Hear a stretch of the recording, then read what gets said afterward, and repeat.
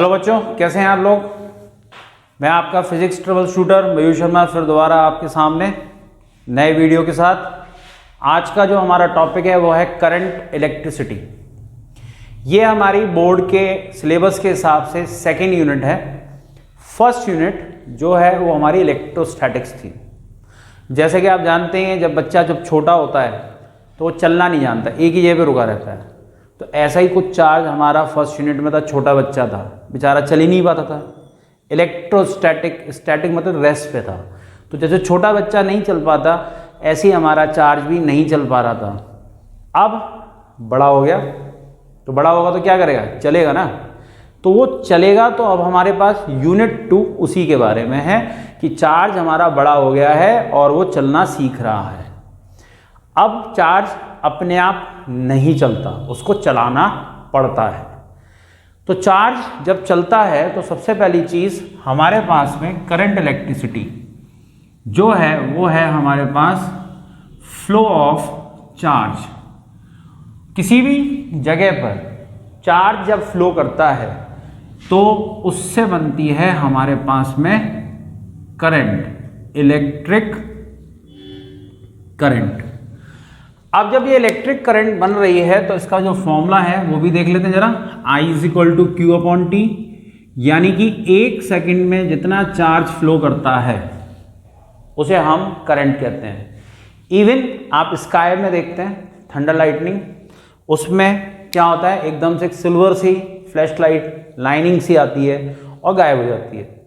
तो ये एक तरीके की इंस्टेंटेनियस करंट है, यानी कि करंट आई और गायब हो गई। तो ये भी इसमें चार्ज फ्लो किया है, अपने आप कुछ नहीं हुआ। चार्ज फ्लो होने की वजह से वो आपको थंडर लाइटनिंग दिखाई दे रही है। ऐसे ही हमारे घरों में वायर्स होते हैं, उसमें करंट फ्लो करती है, जिसकी वजह से हम अलग अलग डिवाइसेस जो है वो यूज़ करते हैं। हमारा मोबाइल वगैरह सब में करंट जब फ्लो करती है तो ये डिवाइसेस काम करते हैं। तो इलेक्ट्रिक करंट जो है वो हमारे पास में I = Q/T। करंट जो है वो हमारे पास में एक फंडामेंटल क्वांटिटी है। ठीक है, फंडामेंटल क्वांटिटी हमारे पास 7 फंडामेंटल क्वांटिटीज होती हैं, जिसमें से एक हमारे पास कौन है, करंट। ये क्वांटिटी किसी और क्वांटिटी पे डिपेंड नहीं करती। जनरली हम I को Q/T लिखते हैं, लेकिन फॉर्मूला एक्चुअल में होता है Q = I × T। I current एक फंडामेंटल क्वांटिटी है, टाइम एक फंडामेंटल क्वांटिटी है। ठीक, करंट किसी और क्वांटिटी पे डिपेंड नहीं करती। ठीक है, इसलिए इसे हम फंडामेंटल क्वांटिटी कहते हैं और इसका यूनिट जो होता है वो एम्पियर और कैपिटल A। तो ये सब चीज़ें तो बेटा आप लोग 10th में भी पढ़ चुके हैं और जानते ही होंगे नॉर्मली। तो हम थोड़ा सा पहले मैकेनिज्म के बारे में बात करते हैं और एक रेजिस्टेंस के बारे में बात करते हैं और उसके ऊपर जल्दी से कुछ क्वेश्चंस करते हैं। तो बेसिकली है क्या कि नॉर्मल कंडक्टर में करंट फ्लो नहीं करती। क्यों नहीं करती? क्योंकि इसमें इलेक्ट्रॉन्स तो होते हैं, फ्री इलेक्ट्रॉन जो चार्ज को मूव करते हैं, यानी they are the charge carrier. जैसे हम गाड़ी से कहीं चलकर जा रहे हैं, ऐसे ही इलेक्ट्रॉन चार्ज को कैरी करता है और करंट फ्लो करता है। यहां इलेक्ट्रॉन चल रहा है लेकिन इसका कोई फायदा नहीं है। इसको बोलते हैं हम इसकी थर्मल वेलोसिटी। तो ये 10⁵ मीटर/सेकंड की स्पीड होती है। ठीक है, ऑलमोस्ट। लेकिन यहां पर अगर हम इसका एवरेज लेते हैं तो ये जो एवरेज वेलोसिटी होती है वो 0 होती है, यानी इसमें कोई नेट फ्लो नहीं है। ठीक है, आप इसको ऐसे समझ सकते हैं, कमरा बंद है, कमरे में आप चारों तरफ घूम रहे हो, मैं बाहर खड़ा हूँ आपको देख रहा हूँ, तो आपकी मोशन मेरे लिए 0 है क्योंकि आप एक जगह पे बंद हो। You can not move outside. ऐसे ही इलेक्ट्रॉन की कंडीशन है, वो नहीं चल सकता।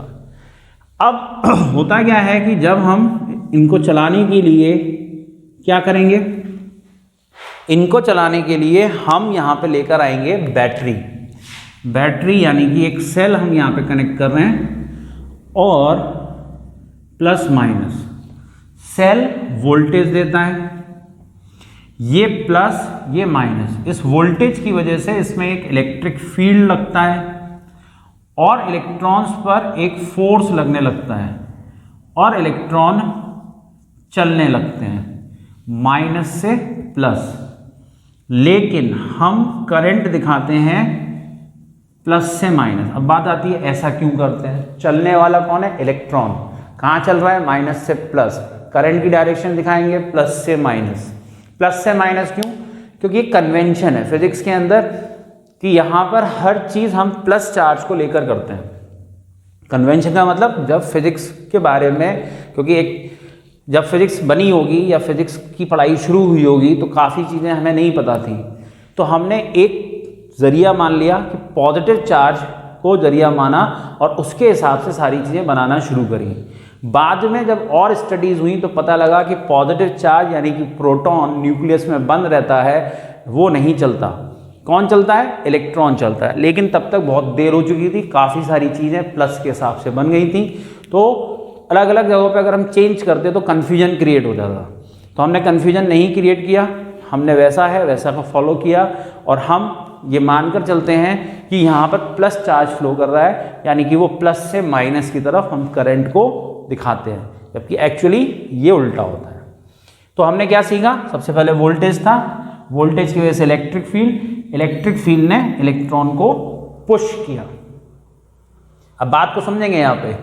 पहले इलेक्ट्रॉन अपनी मर्जी का मालिक था, कहीं पे भी घूम सकता था, लेकिन जैसे ही उस पर हमने बैटरी लगाई कंडक्टर पे तो उसमें जो फोर्स लगा इलेक्ट्रिक फील्ड का, उसने इलेक्ट्रॉन को जबरदस्ती पुश किया, धकेला, या आप कुछ भी कह सकते हैं कि उसको वहां पर कंपेल किया जबरदस्ती चलाने के लिए। अब आप जबरदस्ती कोई भी काम किसी से कराएंगे तो करना नहीं चाहता, लेकिन कर रहा है। तो ये आपको जितना आसान दिख रहा है उतना आसान है नहीं है। यहां पर है क्या कि यहां होते हैं पॉजिटिव फिक्स्ड आयंस। अब ये पॉजिटिव फिक्स्ड आयंस क्या है? कोई भी मैटर जो होता है वो एटम्स का बना होता है, ये भी मेटल भी एटम्स का बना है, लेकिन फर्क क्या है औरों में और इसमें? एटम ने अपना इलेक्ट्रॉन लूज कर दिया। इलेक्ट्रॉन लूज करते हैं तो एटम पर पॉजिटिव चार्ज आ जाता है और उनको हम पॉजिटिव आयंस कहते हैं। और ये मेटल यानी कि सॉलिड है, तो ये अपनी जगह पे रुका हुआ है। ये उसी तरीके से जैसे कि आप जैसे हमारे क्लासरूम में बैठे हैं या सिनेमा हॉल में बैठे हैं या अपने घर में बैठे हैं, तो चेयर पे आप बैठे हैं तब तक वो वैकेंसी फिल है, आप उठ के चले गए तो वैकेंसी हो गई, लेकिन चेयर वहीं रह गई। आप चेयर को साथ में लेके तो ना जाएंगे। तो इलेक्ट्रॉन एक तरीके से हम, और हमारी चेयर कौन है? एटम। तो हम उठ के चले गए, वैकेंसी क्रिएट हो गई और वहाँ पर पॉजिटिव चार्ज क्रिएट हो गया, लेकिन वो वहीं की वहीं है, उसको घर हम अपने साथ लेके नहीं गए। हम कमरे में घूम रहे हैं लेकिन चेयर वहीं रखी हुई है। अब जब हमने इसको फोर्स लगाया तो यहाँ से इलेक्ट्रॉन सीधे सीधे ना चलेगा, वो उसको जबरदस्ती किसी को आपने धक्का दे दिया तो क्या होगा? वो कहीं पे भी जाके टकरा सकता है। तो जब वो टकराएगा तो वो पॉजिटिव आयन से टकराया, फिर मान लो वो यहाँ टकरा गया, फिर मान लो वो यहाँ टकरा गया, फिर यहाँ, ऐसे करते करते ये टकराता हुआ चलता है। ठीक है? और इस समय इसकी जो मोशन होती है उसे हम ड्रिफ्ट मोशन कहते हैं। और इस कंडीशन में जो स्पीड होती है उसे हम ड्रिफ्ट स्पीड या वेलोसिटी कहते हैं। ठीक है? तो अभी मैंने आपको बताया था कि हमारी स्पीड कितनी थी? 10⁵ मीटर पर सेकेंड। ये उसी तरीके से है, आप भीड़ वाले रास्ते में जा रहे हो, आप एक्सीलरेटर दे रहे हो लेकिन कोई ना कोई सामने आ जाता है तो आपको ब्रेक लगाना पड़ेगा। फिर एक्सीलरेटर दिया, फिर ब्रेक लगाया, फिर एक्सीलरेटर दिया, फिर ब्रेक लगाया, तो क्या आप जल्दी पहुंचोगे? नहीं, आपको पहुंचने में देर लगेगी। तो यहां पर फोर्स लगने से एक्सीलरेशन यानी कि वेलोसिटी बढ़ना चाह रही है, लेकिन बढ़ क्यों नहीं पा रही? क्योंकि हमारा इलेक्ट्रॉन बार बार टकरा जाता है। तो यहां पर इलेक्ट्रॉन तेजी से चलने की बजाय कैसे चलता है? स्लोली चलता है। और स्लोली जब चलेगा तो यहां पर वेलोसिटी बढ़ने की बजाय कम हो जाती है, और कम नहीं, बहुत कम हो जाती है। यानी कि हमारे पास में जो ड्रिफ्ट स्पीड होती है Vd, इसका फॉर्मूला हो जाता है V1 plus V2 plus dot dot dot Vn, यानी कि अगर हमारे पास n इलेक्ट्रॉन्स हैं तो उन सब का एवरेज, और ये जो वेलोसिटी आती है 10⁻⁻⁴ मीटर पर सेकेंड। तो कहाँ +5 और कहाँ -4, यानी 10⁹ का फर्क आ गया। यानी आप इसमें ये समझ सकते हैं ये पहले 1 सेकंड में 100 किलोमीटर चल रहा है और अब 1 सेकंड में ये 0.1 मिलीमीटर चल रहा है। तो कहाँ 100 किलोमीटर और कहाँ 0.1 मिलीमीटर, ठीक है। लेकिन इससे फायदा क्या हुआ, ये चलना बेकार है, करंट नहीं फ्लो कर रहा, ये चलना बेकार है, इसके चलने से कुछ नहीं हो रहा, ठीक है। और जब ये चल रहा है, भले ही टकरा टकरा के चल रहा है, लेकिन एक पर्टिकुलर डायरेक्शन में चल रहा है, तो एक पर्टिकुलर फ्लो मेंटेन हो गया, और इसी फ्लो को आप क्या बोलते हो, इलेक्ट्रिक करंट, ठीक है।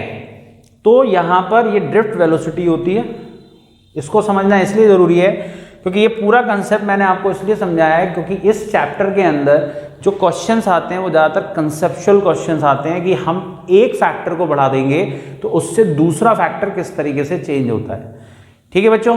तो यहाँ पर जैसे कि हमने अभी ड्रिफ्ट मोशन को समझा, और इस ड्रिफ्ट मोशन की वजह से ही इलेक्ट्रॉन एक तरफ बढ़ता है और करंट फ्लो करता है। इस समय जो वेलोसिटी होती है उसे हम ड्रिफ्ट वेलोसिटी कहते हैं। अब यहीं पर एक और टर्म हम समझना चाहते हैं और वो है रेजिस्टेंस।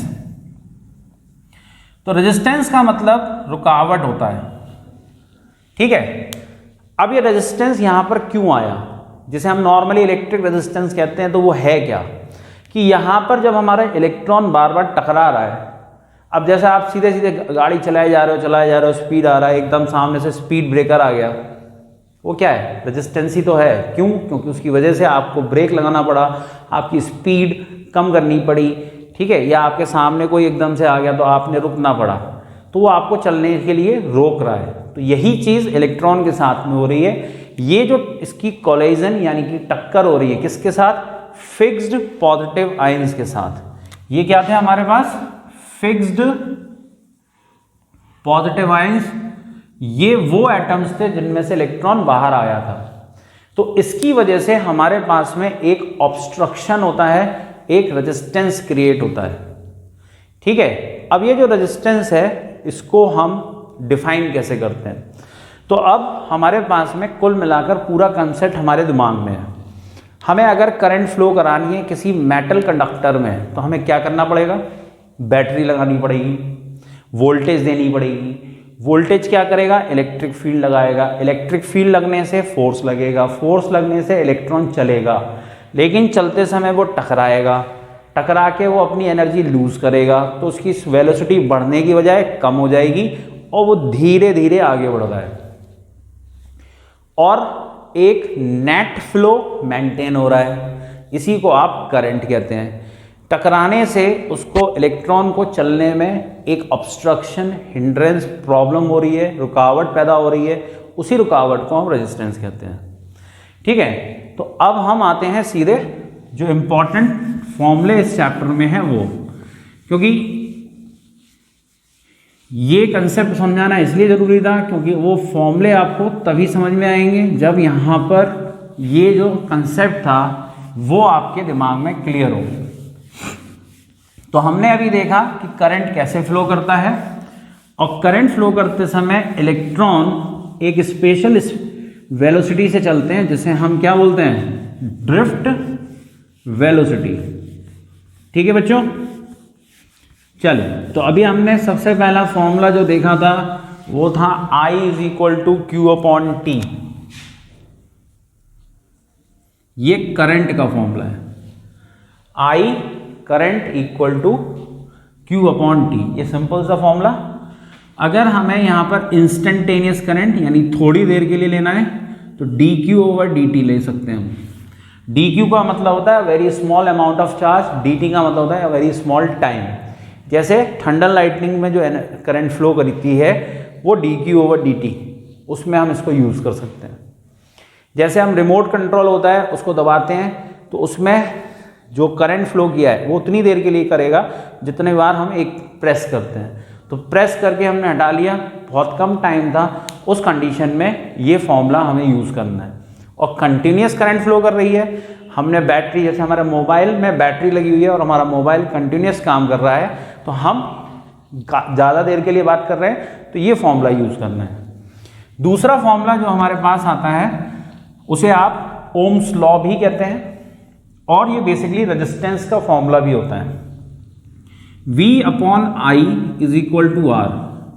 V यहाँ पर वोल्टेज है, I करंट है, R रेजिस्टेंस है। अगर हम इसी को ओम्स लॉ कहें तो ओम्स लॉ का मतलब हमारे पास में क्या हो जाता है, ये R यहाँ पर क्या हो जाना चाहिए, कांस्टेंट। ये हर चीज जगह पर कांस्टेंट नहीं होगा। क्यों नहीं होगा, क्योंकि हमारे पास में R का एक और फॉर्मूला होता है। R का एक और फॉर्मूला जो है वो है ml upon NE square A tau. अब इसमें काफ़ी चीज़ें आपको नहीं दिख रही होंगी, ठीक है। अब देखो इसमें समझते हैं ये है क्या। अभी मैंने आपको बताया था कि करंट किसकी वजह से फ्लो कर रहा था, इलेक्ट्रॉन। रुकावट किसको हो रही है, इलेक्ट्रॉन को। तो ये यहाँ सारी चीज़ें इलेक्ट्रॉन पर डिपेंड करती हैं। m कौन है, मास ऑफ इलेक्ट्रॉन। l कौन है, लेंथ किसकी, वायर की, कंडक्टर की, जिसमें आप करंट फ्लो करा रहे हो।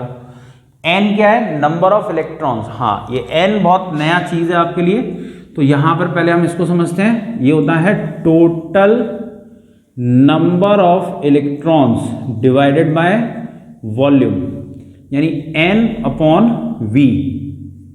v स्टैंड्स फॉर वॉल्यूम, ठीक है। वॉल्यूम का एक फॉर्मूला जरूर याद रखिएगा जिसको बोलते हैं area of cross section to length. ये इस चैप्टर में बहुत जगहों पे यूज होगा। Volume equal to area of cross section into length. Volume area of cross section into length, ठीक है। तो n को बोलते हैं इलेक्ट्रॉन डेंसिटी, ठीक है। इलेक्ट्रॉन डेंसिटी का मतलब होता है number of electron per unit volume. Unit volume में जितने इलेक्ट्रॉन होते हैं, जैसे हम मास डेंसिटी निकालते हैं मास अपॉन वॉल्यूम, ऐसे ही इलेक्ट्रॉन डेंसिटी निकालते हैं number of electron divided by volume. तो हमने m समझा, मास ऑन इलेक्ट्रॉन, l समझा हमने, length of the conductor, n हो गया इलेक्ट्रॉन डेंसिटी, e कौन हो गया, चार्ज। चार्ज किस पर, इलेक्ट्रॉन पे। a हो गया area of cross section, tau हो गया रिलैक्सेशन टाइम। अब ये रिलैक्सेशन टाइम क्या है, तो भैया जी हमने आपको बताया था कि ये पॉजिटिव आयन होता है, एक पॉजिटिव आयन ये है, ठीक है। तो इसमें हमारा इलेक्ट्रॉन यहां से टकराया, कहीं से आया, इससे टकरा गया, कोलाइड कर गया। इस कोलिजन के बाद ये इससे जाके टकराया, तो ये एक कोलिजन हो गई। तो ये फर्स्ट कोलिजन से सेकंड कोलिजन के बीच में ये जो टाइम होता है इसे क्या बोलते हैं हम, रिलैक्सेशन टाइम। ये वो टाइम है जितनी देर में हमारा इलेक्ट्रॉन एक्सेलरेट होता है। तो ये टर्म समझना बहुत ज़रूरी है, क्योंकि इसके ऊपर बेस काफ़ी क्वेश्चंस में भी आपको कंसेप्ट बताने जा रहा हूँ और क्वेश्चन भी बताने जा रहा हूँ। तो ये रिलैक्सेशन टाइम प्लस प्लस यानी फर्स्ट और ये सेकेंड में यानी एक कोलिजन से दूसरी कोलिजन के बीच में जो टाइम होता है उसे हम रिलैक्सेशन टाइम कहते हैं, ठीक है। तो अभी ये तीन इंपॉर्टेंट फॉर्मूले हमने देखे। एक फॉर्मूला होता है G equal to 1 upon R। G कौन है, कंडक्टेंस। इसमें सारी चीजें उल्टी हो जाती हैं, ठीक है। तो हम यहां पे इसे लिख सकते हैं NE square A tau upon ml। जैसे इसका यूनिट हम पढ़ते हैं ओम, यानी कि ये, और इसको हम पढ़ेंगे ओम इनवर्स। इसका एक और यूनिट होता है जिसे हम क्या बोलते हैं, साइमन। ऐसे ही हमारे पास में एक और चीज होती है जिसे बोलते हैं हम रजिस्टिविटी। रजिस्टिविटी का फॉर्मूला होता है हमारे पास में RA अपॉन L। अब बात आती है कि रेजिस्टेंस जब हमारे पास था तो रजिस्टिविटी क्यों है। इस फॉर्मूले में देखने पर हमें ऐसा लगता है कि ये A और L पे डिपेंड करती है, जबकि ऐसा नहीं है। हम A वैल्यू यहाँ पुट करेंगे तो हमारे पास में ml upon NE square tau AL आएगा। तो ये L और L और ये a और a कट जाएगा, तो यहाँ पे क्या रह जाएगा, m divided by n e square tau. अब यहीं पर इस एक और फॉर्मूला पढ़ लेते हैं, फिर इसी पे कुछ कंसेप्ट्स हम देखते हैं। एक फॉर्मूला तो मैं आपको बता रहा हूं, ये होता है कंडक्टिविटी। ये कौन था, रेजिस्टेंस। ये कौन है, कंडक्टेंस। ये कौन है, रेजिस्टिविटी। इसी का दूसरा नाम हम क्या लेंगे, स्पेसिफिक रेजिस्टेंस। ठीक, ये क्या है हमारे पास, कंडक्टिविटी, या हम इसको बोल सकते हैं स्पेसिफिक कंडक्टेंस। ठीक है, इसको लिखते हैं 1/ρ, यानी ये उल्टा हो जाता है, n e square tau upon m। ठीक, ये सारे फॉर्मूले जो हैं हमारे पास में, ये कंडक्टिविटी, ये हमारे पास रेजिस्टिविटी, कंडक्टेंस, रेजिस्टेंस। ठीक है, अभी हमारे पास, अभी हमने थोड़ी देर पहले बात करी थी ड्रिफ्ट वेलोसिटी की। तो ड्रिफ्ट वेलोसिटी बच्चे क्या है, उसका भी एक फॉर्मूला होता है। उसके फॉर्मूले में हम दो फॉर्मूले उसमें लिखते हैं। एक फॉर्मूला जो होता है वो होता है हमारे पास में Vd equal to e tau divided by m। E क्या है यहाँ पर, इलेक्ट्रॉनिक चार्ज, m कौन है, मास, ई कौन है, इलेक्ट्रिक फील्ड, और टाउ क्या है, रिलैक्सेशन टाइम। और इसी को हम यहाँ पे लिख देते हैं वोल्टेज के टर्म में ml टाउ। ये कैसे आया, ये फर्स्ट यूनिट के अंदर हमारे पास इलेक्ट्रिक फील्ड इंटेंसिटी जो होती है वो पोटेंशियल ग्रेडियंट होता है। क्या होता है, पोटेंशियल ग्रेडियंट। तो पोटेंशियल ग्रेडियंट यानी electric field is equal to voltage divided by length. ठीक है, तो voltage divided by length electric field की वैल्यू होती है, जिसे हम पोटेंशियल ग्रेडियंट कहते हैं। ये चीज क्लियर। तो बच्चों अभी हमने जो सारे फॉर्मूले पढ़े थे, तो उसमें से अब हम सबसे पहला एक फॉर्मूला लेके चल रहे हैं और उस पर क्वेश्चन डिस्कस कर रहे हैं। ठीक है, तो सबसे पहला फॉर्मूला जो मैं ले रहा हूं वो है R equal to ml upon n e square a tau. ठीक है, इस फॉर्मूले में सबसे पहले ये समझने की जरूरत है कि ये है क्या। बेसिकली ये फॉर्मूला हमें ये बताता है कि R हमारा जो इलेक्ट्रिक रेजिस्टेंस है किसी कंडक्टर का, वो किन किन फैक्टर्स पे डिपेंड करता है। तो R is proportional to L, R is proportional to 1/a या inversely proportional to A, R is inversely proportional to tau, और टाउ फर्दर ये यहां पर होता है टेम्परेचर। ठीक, और यहां पे एक लास्ट होता है 1/n। अब हम एक एक करके डिस्कस करते हैं। L क्या है, लेंथ ऑफ द कंडक्टर।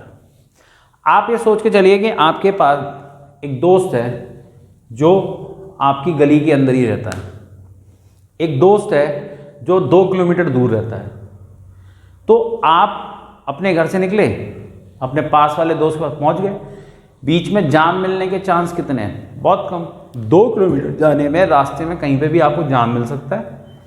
तो रुकावट ज़्यादा कहाँ पे पैदा हो सकती है, जब रास्ता लंबा होगा। तो उसी तरीके से अगर हम यहाँ पे देखेंगे तो जब हमारा इलेक्ट्रॉन चलेगा तो लंबा वायर होगा तो वो टकराएगा भी ज़्यादा, कॉलिजन भी ज़्यादा होगा। कॉलिजन ज़्यादा होगा तो एनर्जी भी ज़्यादा लॉस्ट होगी, तो रेजिस्टेंस बढ़ जाएगा। दूसरा, एरिया ऑफ क्रॉस सेक्शन। अब जैसे आप ये पेन देख रहे हो तो इसमें पेन में हमारा ये एरिया ऑफ क्रॉस सेक्शन है। अभी ये पेन की थिकनेस अच्छी खासी है, एक हमने पतला वाला पेन ले लिया, उसकी थिकनेस कम होगी। ऐसे ही हमारे पास वायर होते हैं, एक मोटा वायर थिक वायर, एक पतला थिन वायर। अब आपके हिसाब से एक पतली सड़क है, छोटी सड़क है, एक बड़ी सड़क है, एक्सप्रेस हाईवे है। आप अपनी गाड़ी को स्मूथली कहाँ चला सकते हो, ऑब्वियस है एक्सप्रेस हाईवे पे, क्योंकि बड़ा रास्ता है। सेम उसी तरीके से अगर हमारा एरिया ज़्यादा होगा तो इलेक्ट्रॉन का फ्लो ईजी होगा और हमारे इलेक्ट्रॉन आसानी से मूव कर पाएंगे। तो रेजिस्टेंस कम होगा, करंट ज़्यादा होगी। अब बात आती है टेम्परेचर। टेम्परेचर बढ़ाने से रिलैक्सेशन टाइम। रिलैक्सेशन टाइम क्या होता है कि एक टक्कर से दूसरे टक्कर के बीच में टाइम था। अब आपने टेम्परेचर बढ़ाया तो उसकी एनर्जी बढ़ गई, वो जल्दी टकराया। तो 1 सेकंड में पहले वो 10 बार टकरा रहा था, तो हो सकता है कि अब वो 1 सेकंड में 10 से ज़्यादा 15 बार 20 बार टकराएगा।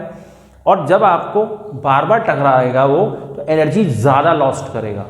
तो टेम्परेचर बढ़ाने से रिलैक्सेशन टाइम, यानी कि वो जल्दी जल्दी टकराने लग गया, रिलैक्सेशन टाइम कम हो गया। 2 टक्कर के बीच में, 2 कोलिजन्स के बीच में टाइम कम हो गया, यानी 1 सेकंड में या एक पर्टिकुलर टाइम में कोलिजन्स बढ़ गई, एनर्जी ज़्यादा वेस्ट हो गई और रेजिस्टेंस बढ़ गया।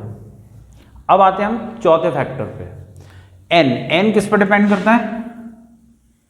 एन जो है वो हमारे पास में मटेरियल पर डिपेंड करता है। हमारे घरों में जनरली हम देखते हैं एक एल्यूमिनियम होता है, तो एल्यूमिनियम का रेजिस्टेंस, एक होता है हमारे घर में कॉपर और एक होता है सिल्वर, चांदी। ठीक है, इन तीनों में फर्क क्या है? अगर मैं सिल्वर की बात करूं तो सिल्वर में इलेक्ट्रॉन सबसे ज़्यादा होते हैं, कॉपर की बात करूं उसमें उससे कम होते हैं, एल्यूमिनियम की बात करूं तो उसमें उससे कम होते हैं।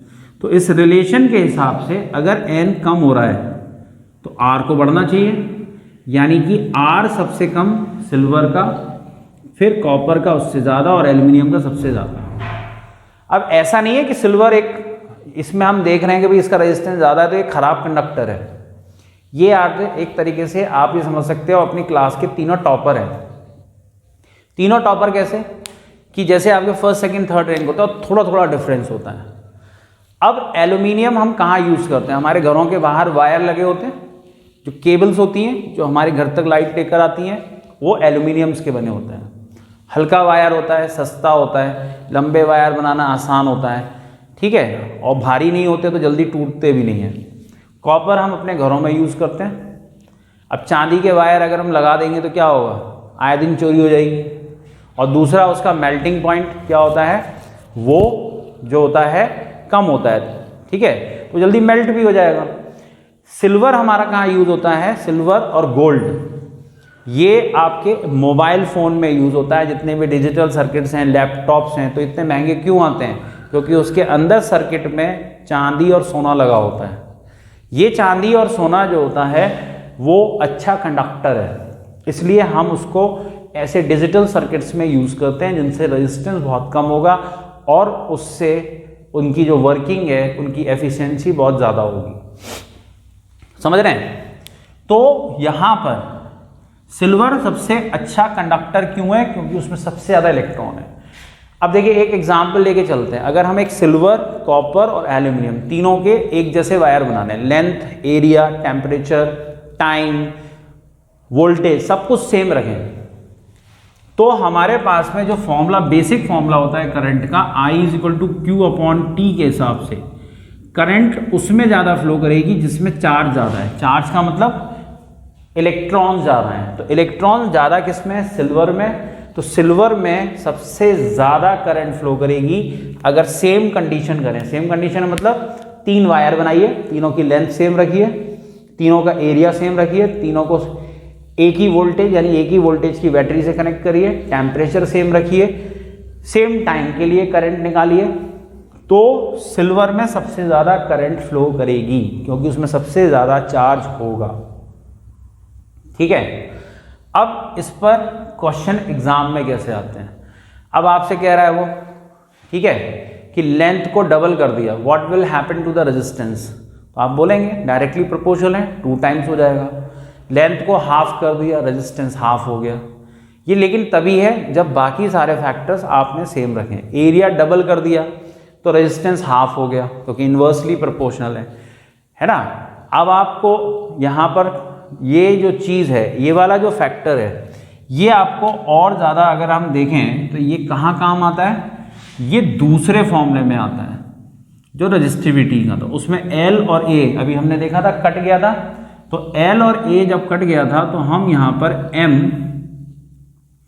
NE² टाउ हो जाता।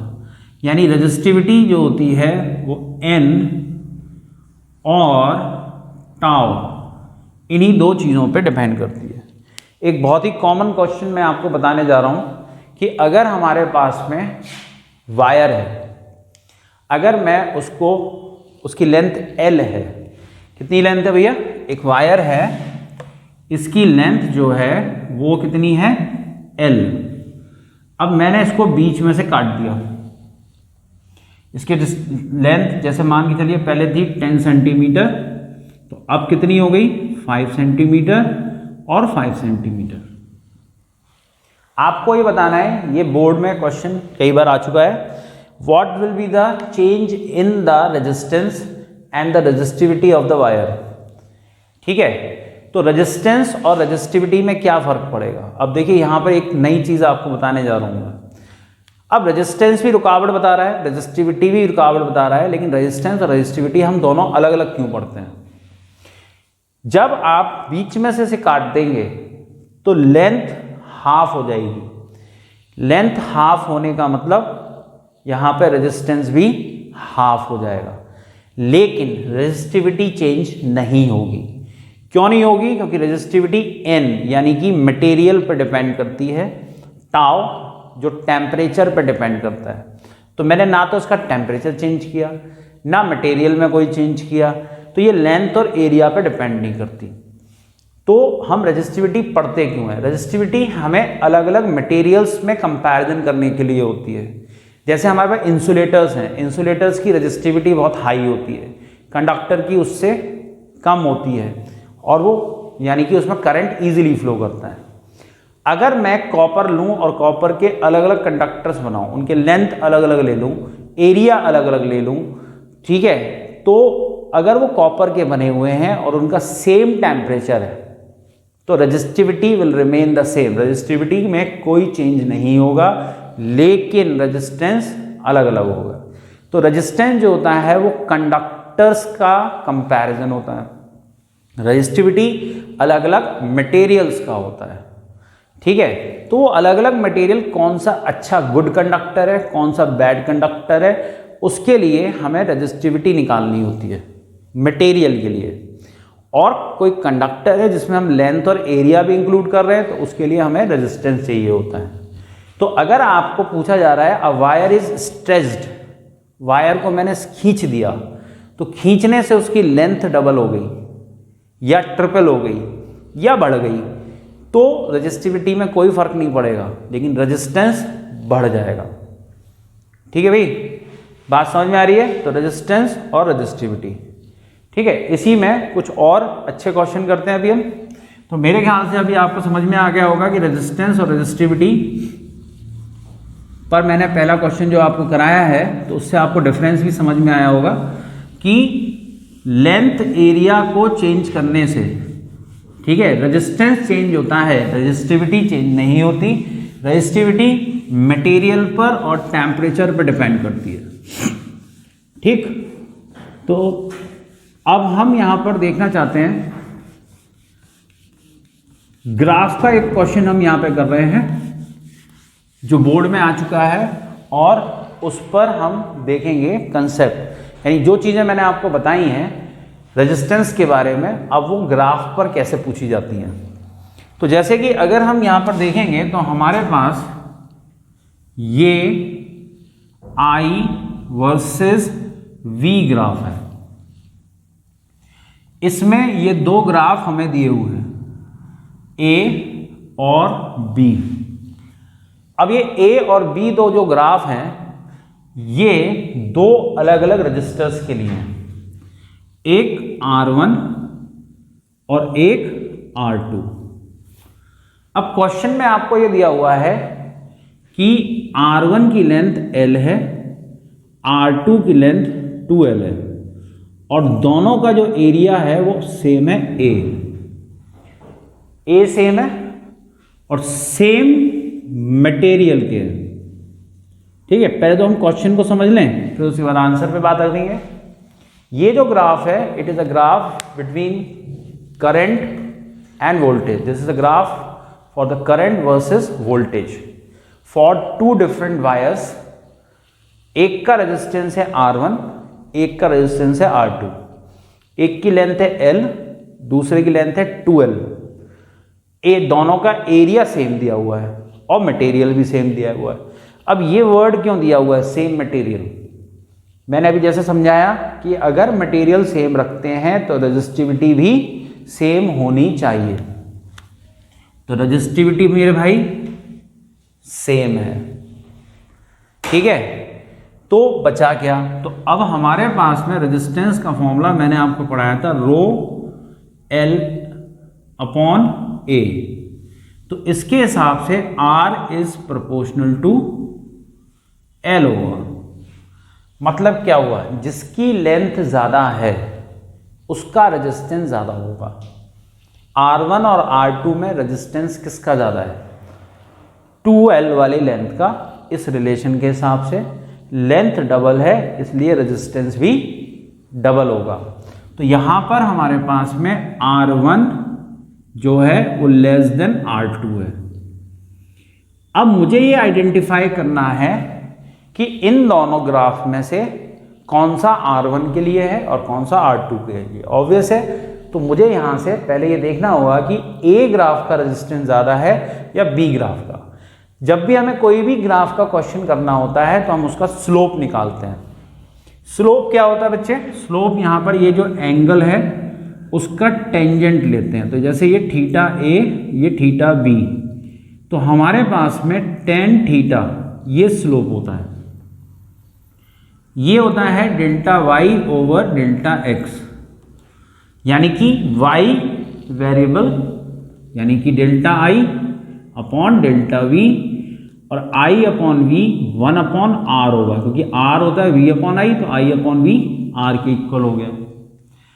अब इन दोनों में से अगर मैं ये देखूं कि भैया tan theta a is greater than tan theta b, तो यानी कि यहां पर आर ए लेस देन हो जाएगा किसके? बी के, यानी resistance of A is smaller than resistance of B. ऐसा मैंने कैसे किया? पहले मैंने इसका स्लोप निकाला। स्लोप में ये बता रहा है कि इसका जो स्लोप है वो 1 अपॉन आर के इक्वल है, यानी जिसका स्लोप ज़्यादा होगा उसका रेजिस्टेंस कम होगा। इन दोनों ग्राफ में ए का स्लोप ज़्यादा है इसलिए रेजिस्टेंस ए का कम है। अब इन दोनों में से 1 का रेजिस्टेंस कम है और R2 का रेजिस्टेंस ज़्यादा है। क्यों? क्योंकि लेंथ इसकी ज़्यादा है, बाकी सारे फैक्टर सेम है, तो लेंथ की वजह से इसका रेजिस्टेंस ज़्यादा होगा, इसका कम होगा। तो अब अगर हम देखें तो इन दोनों में सिमिलैरिटी क्या आई? इसका मतलब R1 के लिए मैंने कौन सा ग्राफ बना रखा है यहाँ पर? A, और R2 के लिए ये जो मैंने ग्राफ बना रखा है वो कौन है? B। ठीक है बच्चों, तो हमारा आंसर समझ में आया कि A ग्राफ R1 के लिए है और B ग्राफ R2 के लिए है। हाँ तो बच्चों अभी हमने जो है रेजिस्टेंस पे देखा, ग्राफ पे एक क्वेश्चन देखा। अब एक क्वेश्चन हम ड्रिफ्ट वेलोसिटी पे करते हैं, ठीक है। तो ड्रिफ्ट वेलोसिटी का मैंने आप लोगों को फॉर्मूला पढ़ाया था, VD इक्वल टू, ठीक है, EE tau divided by M, और इसी में एक फॉर्मूला हमारे पास यहाँ बन जाता है V upon L into tau. इसी में हमारे पास में एक और फॉर्मूला होता है NEAVD। ये एक्चुअल फॉर्मूला होता है ड्रिफ्ट वेलोसिटी का, और ये करंट के लिए और VD का रिलेशन होता है। तो बच्चे ये हमारे पास ड्रिफ्ट वेलोसिटी के दो फॉर्मूले जो हमारे पास आते हैं। तो पहला फॉर्मूला जो है वो हमारे पास में ये एक्चुअल फॉर्मूला है, और ये जो है करंट NEAVD, ये रिलेशन है बेसिकली करंट और ड्रिफ्ट वेलोसिटी पे। तो एक क्वेश्चन ऊपर और एक क्वेश्चन इसके लिए हम करने जा रहे हैं। तो यहाँ पर हमारे पास में ये जो ड्रिफ्ट वेलोसिटी है, इसमें ये हम पहले देखेंगे कि कौन कौन से फैक्टर्स यहाँ पर हैं। तो VD is inversely proportional to L, L नीचे आ रहा है तो इन्वर्सली प्रोपोर्शनल है। VD is proportional to capital V, जिसे हम वोल्टेज कहते हैं। VD is directly proportional to tau, मतलब इन्वर्सली प्रोपोर्शनल टू टेम्परेचर। तो बोर्ड में यहां पर तीनों फैक्टर अगर अलग अलग आए तो ये 1-1 मार्क्स में क्वेश्चन बनता है, और अगर 3 मार्क्स में या 3 मार्क्स में क्वेश्चन आ रहा है तो ये तीनों फैक्टर एक साथ भी आ सकते हैं, and then it will be the 3 marks question. ठीक है, अब कैसे वो समझते हैं कि हमारे पास में, जैसे हमारे पास पहले लेंथ थी L, अब इस L को मैंने कर दिया 2L, तो ये डायरेक्टली ना होकर इन्वर्सली प्रोपोर्शनल है, तो बढ़ाने से ये कम होगा, बढ़ेगा नहीं। तो लेंथ बढ़ाई तो ड्रिफ्ट वेलोसिटी कम हो गई। ठीक है, तो आप चाहो तो इसको मैथमेटिकली अगर आप करना चाहते हो तो VD डैश मतलब नई वेलोसिटी डिवाइडेड बाय पुरानी इनिशियल वेलोसिटी। तो इसमें रेशियो कैसे बनाते हैं, वो रेशियो बनाना हम यहाँ पर कैसे सीख सकते हैं, जैसे इन्वर्सली प्रोपोर्शनल है तो VD यानी कि फाइनल, तो इन्वर्सली होने की वजह से फाइनल लेंथ नीचे आएगी और इनिशियल लेंथ ऊपर जाएगी, तो ये हो जाएगा L/2L यानी कि 1/2, यानी कि आपके पास में VD डैश यानी कि VD डिवाइडेड बाय 2। ठीक है बच्चे, यानी कि हमने लेंथ को डबल किया और ड्रिफ्ट वेलोसिटी जो है वो हाफ हो गई। तो ड्रिफ्ट वेलोसिटी जब हाफ हो गई, ठीक है, क्यों, क्योंकि ये इन्वर्सली प्रोपोर्शनल था। अब इसी चीज को अगर हम वोल्टेज के लिए देखें, तो जब हम इसे वोल्टेज के लिए देखेंगे तो हम यहां पर अब वोल्टेज को स्टडी कर रहे हैं इस फैक्टर को, तो ये डायरेक्टली प्रोपोर्शनल है, यानी कि इसको बढ़ाएंगे तो ये बढ़ेगा। अब रेशियो कैसे बनाएंगे, जैसे हमने मान लिया कि V को हमने 2V कर दिया, वोल्टेज डबल कर दिया, तो अब हम रेशियो जो बनाएंगे, तो पिछली बार हमने नीचे की तरफ L लिया था, यानी कि फाइनल लेंथ नीचे ली थी, अभी डायरेक्टली प्रोपोर्शनल है तो V डैश अपॉन V मतलब 2V डिवाइडेड बाय V, यानी कि 2:1, तो VD डैश जो है वो 2VD हो जाएगा, यानी कि हमारे पास में ड्रिफ्ट वेलोसिटी इस बार 2 टाइम्स हो गई। ठीक है, अब जैसे थर्ड फैक्टर है, अब थर्ड फैक्टर में क्या आता है, तो उसमें रिलैक्सेशन टाइम नहीं देंगे, वो देंगे टेम्परेचर, क्योंकि रिलैक्सेशन टाइम किस पे डिपेंड करता है, टेम्परेचर पे। अब क्वेश्चन कैसे आएगा, what will happen to the drift velocity if the temperature of the conductor increases या डिक्रीजेस। अगर वो कहता है इंक्रीजेस, तो इंक्रीजेस करने का मतलब टेम्परेचर बढ़ेगा, टाउ यानी हमने टेम्परेचर को बढ़ाया तो टाउ कम होगा, तो देयरफॉर VD कम हो जाएगा, तो ये जल्दी जल्दी टकराने लगेगा, कोलिजन्स बढ़ जाएंगी, एनर्जी ज़्यादा लॉस्ट होगी, तो स्पीड कम हो जाएगी। अगर हम टेम्परेचर को कम कर दें तो टाउ बढ़ जाएगा और ड्रिफ्ट वेलोसिटी बढ़ जाएगी, यानी इलेक्ट्रॉन स्मूथली मूव करेगा, करंट ज़्यादा फ्लो करेगा। तो ये चीज़ें आपस में इंटरकनेक्टेड है। जो चीज़ हम रेजिस्टेंस में पढ़ के आए थे वही चीज़ देखिए यहाँ पर भी देखने को मिल रही है। टेम्परेचर बढ़ाने से रेजिस्टेंस बढ़ा था, तो रेजिस्टेंस बढ़ने का रुकावट बढ़ गई, तो ड्रिफ्ट वेलोसिटी कम हो गई। ठीक है, टेम्परेचर कम कर देंगे तो रेजिस्टेंस कम हो जाएगा, रुकावट कम हो जाएगी, तो ड्रिफ्ट वेलोसिटी बढ़ जाएगी। तो आज के लिए हम एक लास्ट क्वेश्चन करने जा रहे हैं, ठीक है, और वो लास्ट क्वेश्चन इस फॉर्मूले के ऊपर है। इस फॉर्मूले को भी यूज करना आज हम सीख लेते हैं। ठीक है बच्चे, तो यहां पर ये जो रिलेशन है इस पर भी एक बहुत इंपॉर्टेंट कंसेप्ट बनता है, और उसके ऊपर हमारे पास जो है बोर्ड में 2 से 3 क्वेश्चन जो हैं बहुत ही इंपॉर्टेंट है, जो बार बार रिपीट होते हैं। अब जैसे एक क्वेश्चन है, हमें यहाँ पर ड्रिफ्ट वेलोसिटी का रेशियो निकालना है, तो ये फॉर्मूला जो है इसके ऊपर बेस हमारे पास क्वेश्चन ये है कि वी हैव 2 वायर्स, एक कौन है x और एक कौन है y। अब इसमें यहां पर उन्होंने कहा है कि ये सेम मटेरियल के हैं। किसके हैं ये? Same material. अब सेम मटेरियल में 2 चीजें आती हैं, यानी कि यहां पे रेजिस्टिविटी और n दोनों वायर के लिए सेम हो गई।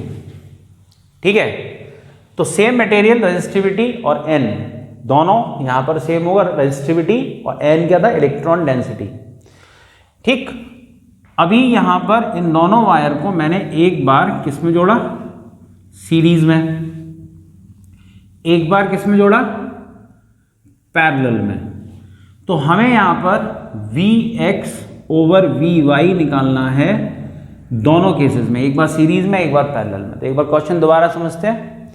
वी हैव टू वायर्स, दो वायर हैं x और y, सेम मटेरियल के हैं जिससे उनकी रेजिस्टिविटी सेम है, इलेक्ट्रॉन डेंसिटी सेम है। एक बार इन दोनों को मैंने सीरीज में कनेक्ट किया, उस समय दोनों वायर में जो ड्रिफ्ट वेलोसिटी होगी उसका रेशियो बताना है। फिर इन्हीं सेम वायर को मैंने पैरेलल में कनेक्ट किया, फिर हमें ड्रिफ्ट वेलोसिटी का रेशियो बताना है। यानी ये एक क्वेश्चन में दो क्वेश्चन है अलग अलग। इसमें एक इंफॉर्मेशन और दी हुई है कि यहां पर Lx अपॉन Ly ये 2:1 दिया है, मतलब दोनों की लेंथ का रेशियो, और जो एरिया है Ax अपॉन Ay इसका रेशियो उन्होंने दिया हुआ है 2/3। मतलब दोनों का एरिया का जो रेशियो है वो 2/3 है और दोनों की लेंथ का रेशियो है वो 2/1। तो हम यहां पर सबसे पहले लेके चल रहे हैं केस फर्स्ट। अब इस केस फर्स्ट में हम यहां पर बात कर रहे हैं मेरे बच्चे कि केस फर्स्ट के अंदर सीरीज है, तो आपको ये मालूम होना चाहिए कि सीरीज में करंट सेम होती है और इस फॉर्मूले को हम यूज करना चाहते हैं। तो करंट सेम होने का मतलब यानी कि Ix इक्वल टू Iy कब, सीरीज में, ये फॉर्मूला है। तो n दोनों के लिए सेम है तो n दोनों तरफ सेम आएगा। E इलेक्ट्रॉनिक चार्ज ये कांस्टेंट होता है तो दोनों तरफ E आएगा। यहां पे आएगा Ax और यहां पे आएगा ये Vx और ये यहां पर आ जाएगा Ay और ये Vy। तो ये x y क्यों लगाया मैंने, क्योंकि वैल्यूज अलग अलग हैं। तो जहां पर हम देखेंगे तो Vx अपॉन Vy, तो ये Ni से Ni कैंसिल आउट हो गया। जब Ni कैंसिल आउट हो गया तो ये हमारे पास क्या होगा भैया, यहां पर Ay अपॉन Ax। अब देखिए यहां पे Ax अपॉन Ay की वैल्यू 2/3 थी, तो हमारा यहां पर आंसर हो जाएगा 3/2। ठीक है, अब हम आते हैं दूसरे केस सेकंड पर। तो केस सेकंड पे जब हम यहां पे देखेंगे तो यहां पर वोल्टेज सेम होती है। क्या चीज सेम होती है, वोल्टेज, यानी कि Vx इक्वल टू Vy। ये कहां पर है, पैरेलल में। आप चाहें तो यही फॉर्मूला लगा सकते हैं, लेकिन वोल्टेज वाला फॉर्मूला हमारे पास दूसरा भी है ड्रिफ्ट वेलोसिटी का। तो वहां से देखते हैं हम, Vd is equal to EV/ml tau. तो अभी थोड़ी देर पहले मैंने पिछले क्वेश्चन में भी डिस्कस किया था कि Vd is proportional to what, 1/L, inversely proportional. क्यों ऐसा मैंने क्यों किया, यहां पर हमारे पास E/m ये यूनिवर्सल रेशियो, यूनिवर्सल कांस्टेंट है। V वोल्टेज पैरेलल में सेम रहता है, टाउ का यहां पर कुछ नहीं दिया इसलिए हमें इससे कोई मतलब नहीं है। तो रह कौन गया, L। तो Vd is proportional to L। तो अब हमारे पास में Vx अपॉन Vy, तो मैंने आपको रेशियो बनाना सिखाया था पिछले क्वेश्चन में, ये इनवर्सली प्रोपोर्शनल है। तो x के साथ में Lx नीचे आएगा और Ly ऊपर। तो ये हमारे पास में रेशियो हो जाएगा 2/1 की जगह पर अब ये हो जाएगा 1/2। तो एक आंसर हमारा ये हो गया और एक आंसर हमारा ये हो गया। यानी कि ये रेशियो आएगा किसमें, सीरीज में, और ये रेशियो आएगा किसमें, पैरेलल में। ठीक है बच्चे, तो ये जो हमने आज कंसेप्ट पढ़े हैं बहुत ही इंपॉर्टेंट हैं आपके CBSE बोर्ड 22-23 के लिए। तो ऐसे ही आप हमारे वीडियो को लाइक करते रहिए, सब्सक्राइब करते रहिए और ज़्यादा से ज़्यादा इनसे सीखने की कोशिश करिए। मिलते हैं अगली वीडियो में। Thank you.